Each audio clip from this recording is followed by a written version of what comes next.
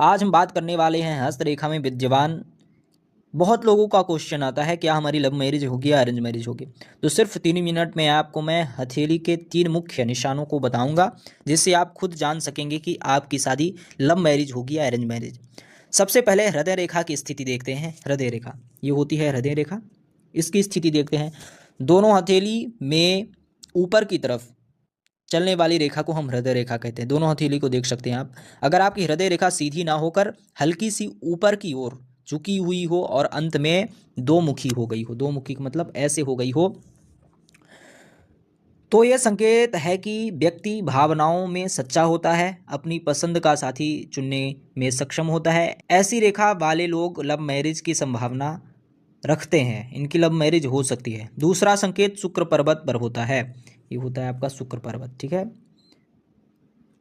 शुक्र पर्वत उभरा हुआ हो, त्वचा कोमल हो, हल्की हल्की रेखाएं क्रॉस बना रही हों ऐसे करके। ठीक है, तो ये दर्शाता है कि व्यक्ति का प्रेम संबंध अच्छा रहता है और लव मैरिज के योग बनते ही बनते हैं। तीसरा संकेत मन की रेखा का सुझाव।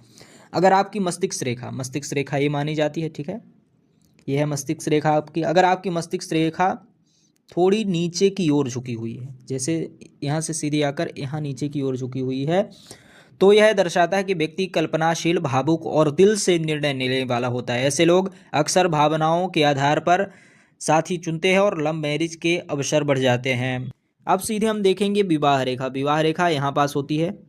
ठीक है, आपको सही तरीके से अगर दिख रहा होगा तो यहाँ पास किसी किसी के हाथ में एक विवाह रेखा होती है, किसी के हाथ में 2 विवाह रेखा होती है। तो दोस्तों, विवाह रेखा भी बहुत कुछ बताती है। यदि आपकी हथेली में विवाह रेखा स्पष्ट, लंबी और सीधी हो, उसके पास एक छोटी रेखा साथ में चल रही हो, जैसे आपको दिख रहा है, तो ये संकेत है कि जीवन में प्रेम संबंध मजबूत होंगे और वही विवाह में बदल सकते हैं। इसे लव मैरिज का भी सीधे संकेत माना जा सकता है।